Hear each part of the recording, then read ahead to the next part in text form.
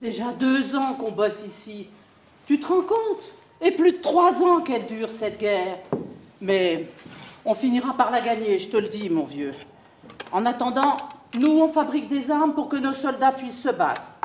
Et si on doit encore se mettre en grève, on le fera, pour faire valoir nos droits. Je prendrai bien ma carte à la CGT, mais pour ça, il faut l'autorisation de son mari. Sans blague. Comment je fais, moi? Et tant d'autres. Ouais, c'est injuste. Moi qui suis étranger, j'ai le droit parce que je suis un homme. Alors j'ai pris ma carte et on se bat aussi pour les femmes, après tout. Elles travaillent autant que nous. On a même réussi à obtenir qu'au lieu de la moitié du salaire des hommes, elles n'aient plus que 20% de moins. Mais c'est pas suffisant. Elles devraient gagner pareil. Tout à fait d'accord. Parce que les femmes doivent faire vivre leur famille. Et pour se loger à Paris, c'est drôlement difficile. Heureusement que j'ai rencontré des gentilles femmes à la Croix-Rouge. Il n'y a pas, mais la solidarité féminine, ça existe. Hein. Ouais, sans doute.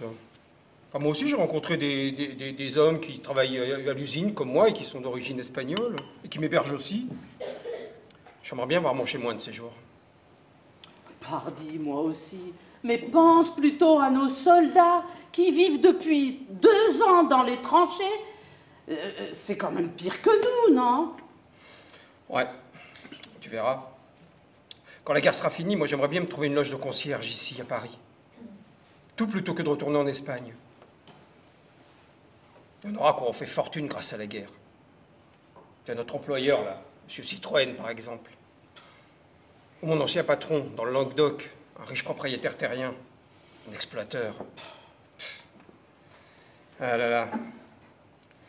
Pendant que les riches font fortune grâce à la guerre, les pauvres, ils n'ont pas d'autre choix que d'aller se faire tuer sur le front. Bon.